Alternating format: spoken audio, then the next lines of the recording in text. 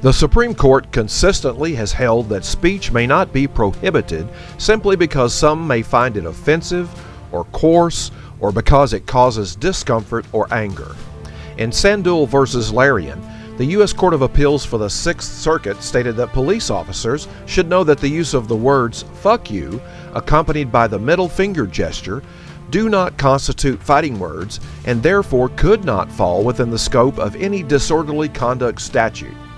In that case, Sandul was arrested after he shouted "fuck you" and gave the middle finger to protesters outside an abortion clinic as he drove past them at a high speed.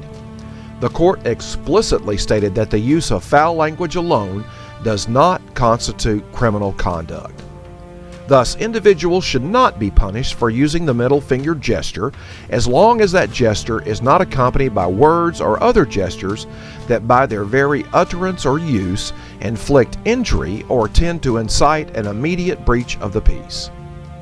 Most reported prosecutions for flipping the bird involve a private citizen giving the middle finger to or using it in the presence of an authority figure, such as a police officer, a judge, or a school principal. The U.S. Supreme Court repeatedly has emphasized that speech critical of the government deserves stringent and steadfast First Amendment protection. Courts have interpreted this sweeping statement to include direct verbal criticism and challenges to most government officials as long as the speech does not rise to the level of fighting words, obscenity, or defamation. Flipping the bird does not fall under any of these exceptions.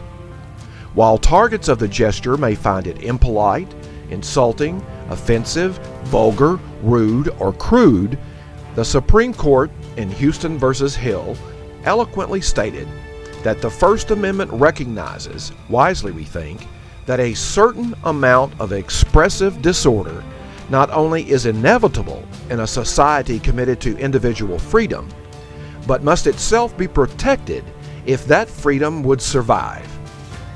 In other words, even if these days the bird is flying everywhere, it's a small price to pay for the freedom of speech that our Constitution provides.